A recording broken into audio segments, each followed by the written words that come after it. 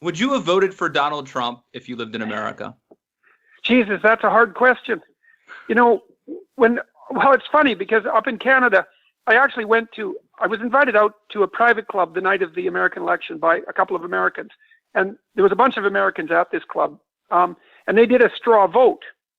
And, you know, I thought that what I probably would have done when it came right down to it, because I had to vote, in this straw vote.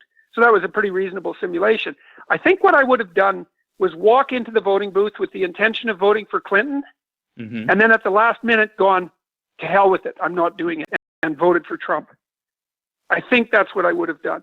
And I thought about it a lot afterwards. I mean, for the entire election, virtually, I thought, well, Clinton has the experience necessary to at least keep the status quo in motion, you know?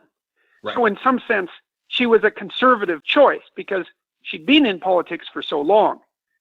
So, but then as the campaign continued and she continued to beat the identity politics drum louder and louder, I became more and more concerned about her political direction, her ideological direction. And then I thought, when I was thinking about what happened in the United States, I thought, well, here's what the Americans decided. They decided that they liked the unscripted, impulsive lies better than the scripted, unscripted, impulsive lies of Trump better than the conniving, scripted lies of Clinton. You know, it wasn't like the two choices were so brilliant. So I think I would have impulsively voted for Trump at the last moment. I think so, but I can't be sure. Yeah. But it wouldn't have been with the sense of delight, I can tell you that.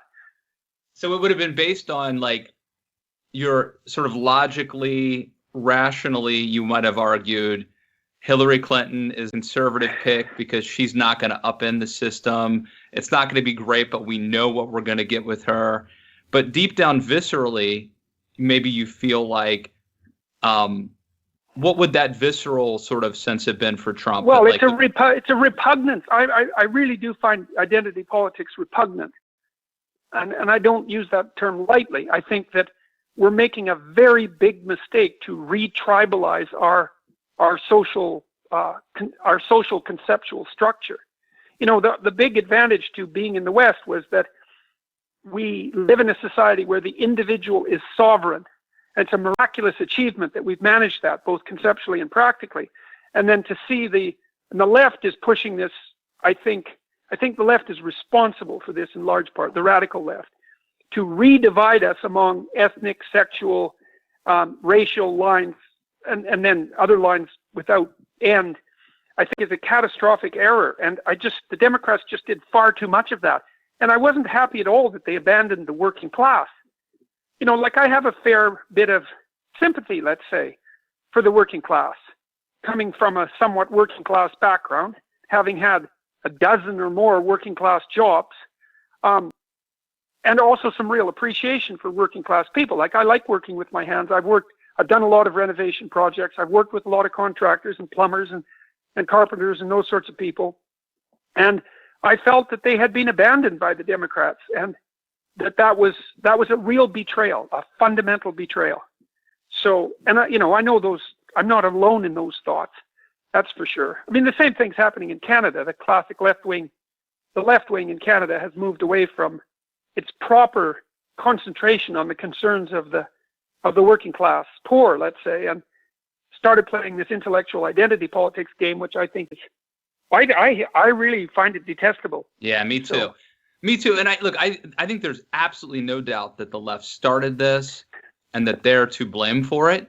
But I feel like Donald Trump, so where conservatism and American conservatism until recently said identity politics is bad, therefore we're not going to play the game. We're not going to do it. And I believe that Donald Trump was a vote for, hey, we have to fight fire with fire. If they're going to play identity politics. That's the big danger.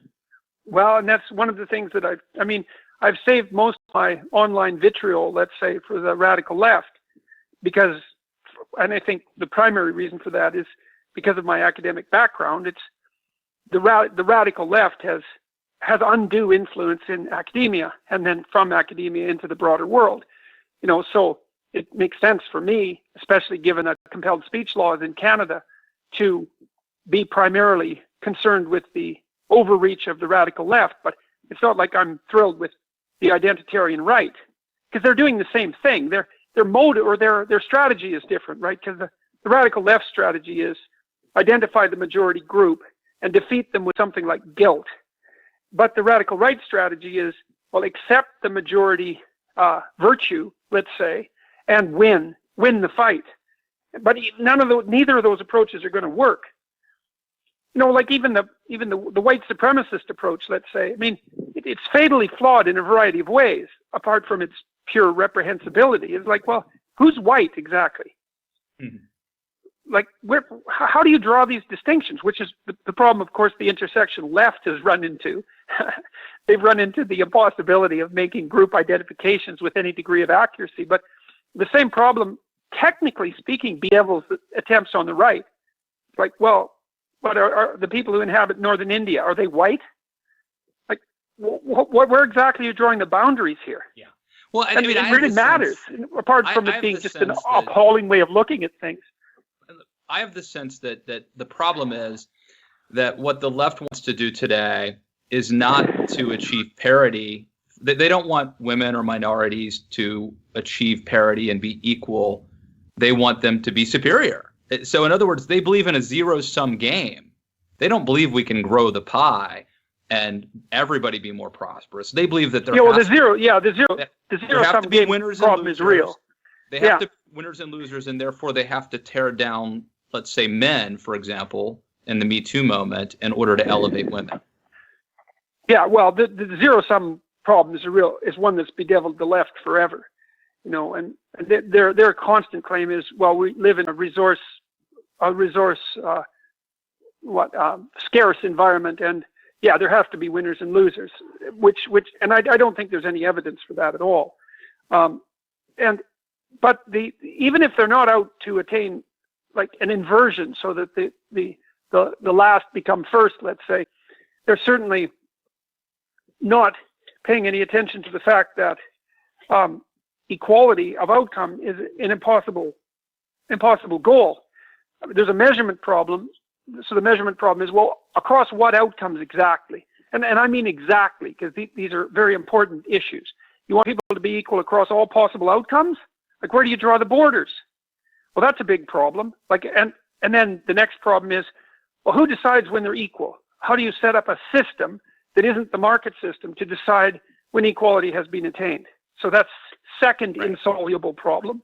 And then third insoluble problem is, well, across what groups? Because I don't know how many ethnic categories are used, say, in the U.S. Labor Board statistics and by the U.S. government, but it's in the dozens. Like, so you're going to equate across all ethnicities? Are you going to equate across all socioeconomic categories? You're going to include the infinite number of genders in that? Like, the problem that they're trying to solve cannot be solved. It's technically impossible to solve it, apart from the fact that it's also, when it's put into practice, it's actually murderous. The equity doctrine, I think, is a murderous doctrine. So, but it's not so easy to put your finger on why. Right.